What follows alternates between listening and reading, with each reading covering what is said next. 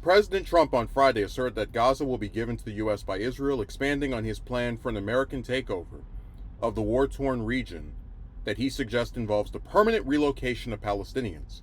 The controversial proposal stands to upend decades of U.S. foreign policy in the Middle East. When asked of his proposal on Friday, the president told reporters that Gaza will be given to us by Israel and said that his proposal to take responsibility for the Gaza Strip, currently under Hamas control, has been very well received. We don't want to see everybody move out and then move back in 10 years, Trump added. But leads of regional Arab nations and even some of Trump's Republican allies appeared lukewarm to the proposal. Trump has suggested Gaza be cleaned out, but has offered no details on how such a takeover would be logistically implemented.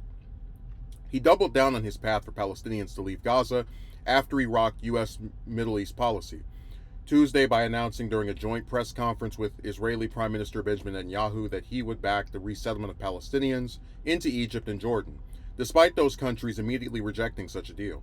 Trump also said Friday his plan would lead to great stability in the region for very little money, without again providing any details of how. The president a day earlier claimed Israel would turn over Gaza to the U.S. at the conclusion of fighting after about 16 months of a war against Hamas and a recently made fragile ceasefire agreement. His idea about controlling Gaza has also fostered questions over whether a takeover of the region will require American military boots on the ground in violation of international law in resettling an entire population. Some of Trump's administration officials have tried to soften the president's Tuesday remarks. The White House press secretary Caroline Leavitt on Wednesday insisted Trump is not committed to sending the U.S. military into Gaza, despite the president suggesting the night before that we will do what is necessary.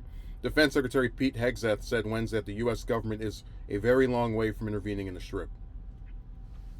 So what you have here is a president that is very friendly with Israel, Netanyahu in particular, and who doesn't see Palestinians as human beings, more so as these things he can just displace and put wherever he wants, who does not care about international law, and he's not the first one to not care about that part, but still, and probably would be fine with sending American troops into Gaza if it means creating this new place that he wants to make over there.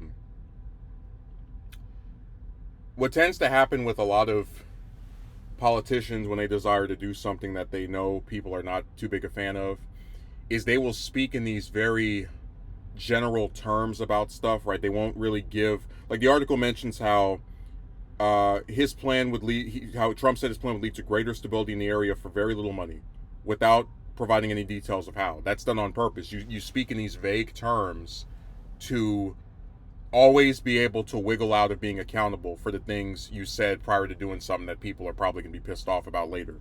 Oh, I never said that we were going to send American troops into Gaza. I just said that it would cost us very little money to provide greater stability in the area. I never said we were going to spend hundreds of billions of dollars over there. I just said it would be very little money, and that's not that much for us because, well, let me shut about that, because then we'll start getting into the never-ending, what's it called? Just amazing contrast of how when we need money for domestic programs, right, for higher wages, for schooling, for jobs, we don't have any money for that. But then if it's something related to aid for another country or invading somewhere, just all the pennies suddenly get pissed out. So it's really sad to watch this go on, because even if I'm not entirely just going down the pursuit of believing Trump's going to send troops there, I take him at his word about wanting to give Gaza to Israel, because the Palestinians are nothing to him, and it's just unfortunate that this is the policy that we're going to be stuck with for the next 4 years, if not longer, which is always in support of Israel, always doing something that benefits them. To hell with them being the aggressors or starting problems with other people.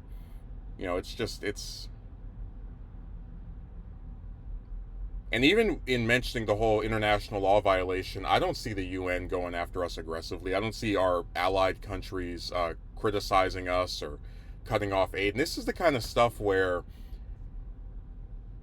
one of the problems with these superpowers is they feel like they're too big to fail. And if the rest of the world condemned aggression by, you know, the U.S. empire, you would actually see this type of stuff get changed.